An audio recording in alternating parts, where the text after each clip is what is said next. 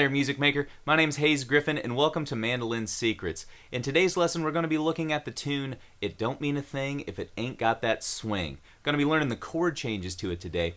But if you haven't had a chance to look at our melody video, definitely go check that one out too. You're going to learn the tune there, kind of a simple vocal melody, as well as a harmonized arrangement to play on the mandolin.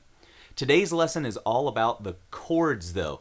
So this tune actually presents some kind of interesting challenges for the chords, because in the first two measures we have what's called chromatic embellishment of static harmony, or kesh. A lot of hip jazz people like to call it. That essentially just means that we're playing a G minor chord for the first two bars, but there's this kind of descending chromatic line that leads us to the next chord change after the G minor. You can kind of hear the bass do it, as well as my chord changes in that video at the top here. There's this kind of thread that moves through the chord changes.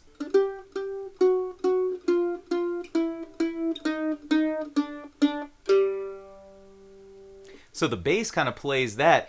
Like I said, the first few bars of this tune just purely have a G minor chord over top of them. We could just play this shape for the first two bars.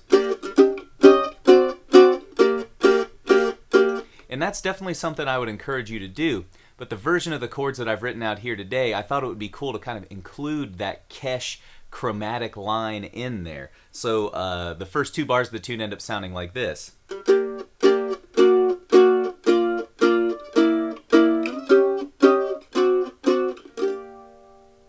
That keeps in line with the original kind of Duke Ellington composition. It matches your bass player, and it's just more fun for us instead of just chunking on one chord, right? So in today's lesson, we're definitely going to break that down and show you how to play that chromatic embellishment line in your chord changes.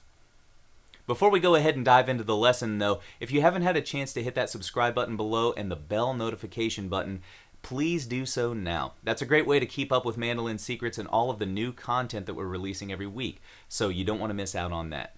Also, if you're interested in a more enhanced learning experience with PDFs of the tab and sheet music to all of these tunes, as well as backing tracks, play-along tracks, and other goodies that are going to aid your educational journey, check out the link below in the description to mandolinsecrets.com. There you're going to find information about our Mandolin Secrets Academy and our growing community of mandolin players just like you. Okay, my friend, let's actually start to break these chord changes down a bit. I just showed you a demo there a second ago, but let me run through what chords are present in this tune first, and then we'll kind of dive right into the demonstration to show you how to put them together. So this tune is in the key of B flat major, but it starts on the relative minor, G minor. So the shape that we're using for our G minor chord here today is just this one. It's got your first finger on the 3rd fret of the G, and then your ring finger is barred on the 5th fret of the D and the A. And we kind of block that, that top string out, or avoid it for this one. Now, the only thing that happens in that chromatic line is that every 2 beats, we move the note on our D string down a half step. So we chunk on this chord for 2 beats, and then leaving that ring finger on the 5th fret of the A string, you're going to move your middle finger to the 4th fret to move down a half step, like I said, for 2 beats. Then lift that finger off and bar your index finger on the 3rd fret of the G and the D strings.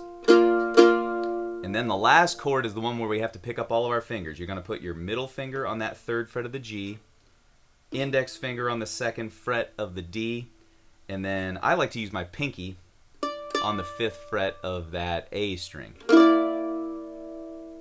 So then you'll hit that chord for 2. Just one more time, this is what it looks like a little faster. 1, 2, 1, 2, 1, 2, 1, 2.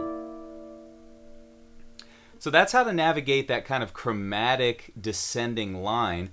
After we get through that, the chords actually switch to an E flat dominant 7. So you've probably seen this shape before if you've played 7th chords on the mandolin. This is the triangle shape, I like to call it, because your fingers make a little triangle.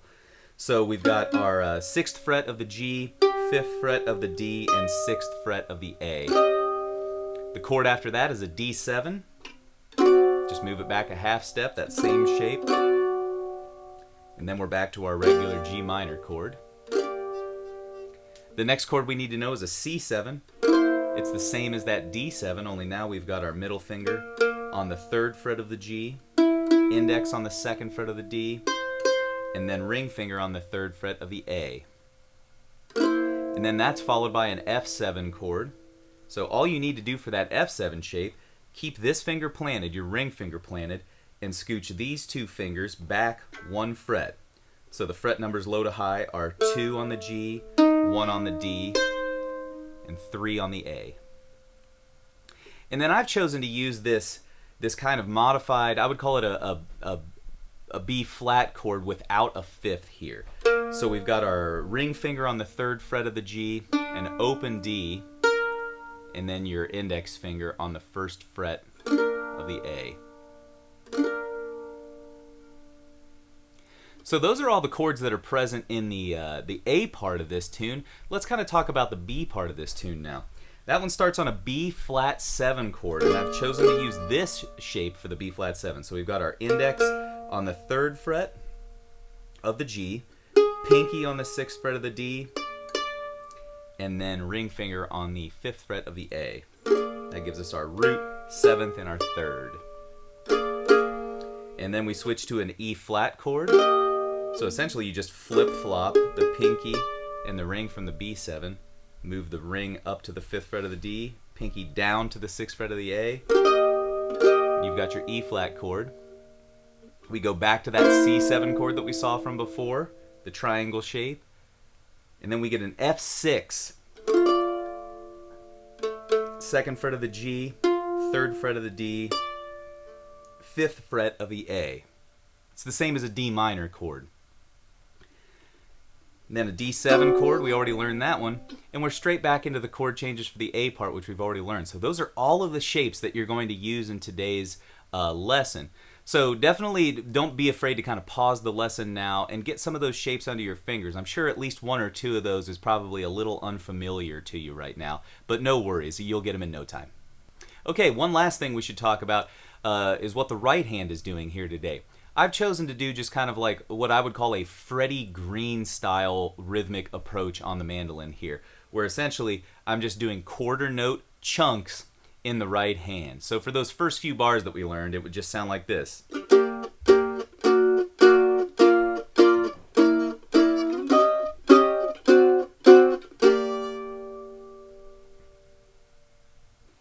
I like that sound because it's a little more appropriate for kind of gypsy jazz music or early swing, western swing. They typically use some kind of rhythmic pulse that hits every quarter note. Now, if you're looking to try and play this in more of a modern jazz style, modern jazz players kind of tend to comp in a more sparse way, where they're just doing kind of seemingly random hits on all of these chords, you know? So it would sound something more like this: a 1, 2, a 1, 2, 3, 4.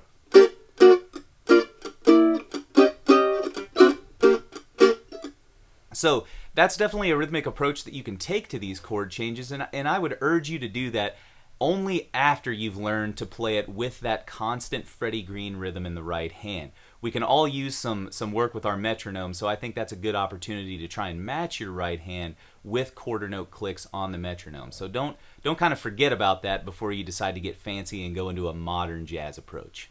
All right, my friend, I think that's it for all of the kind of intricacies of the chord changes to It Don't Mean a Thing. Let's go ahead and dive into our first demonstration here. I'm going to give you this tune at 80 beats per minute, which is about half tempo, I would call it, just so you can get your bearings on those descending chord changes. And then after that, we're going to bump the tempo up to 160 beats per minute and see what this sounds like at more of a medium swing tempo. All right, let's dive in. A 1, 2, a 1, 2, 3, 4.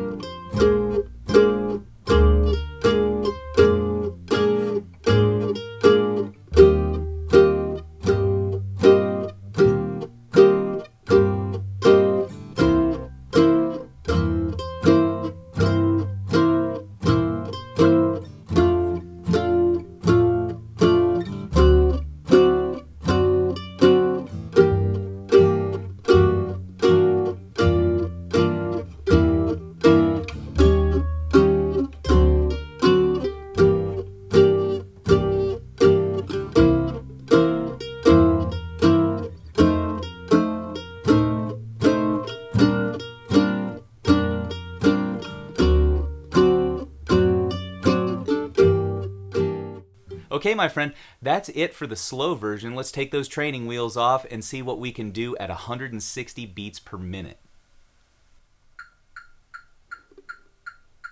1, 2, 1, 2, 3, 4.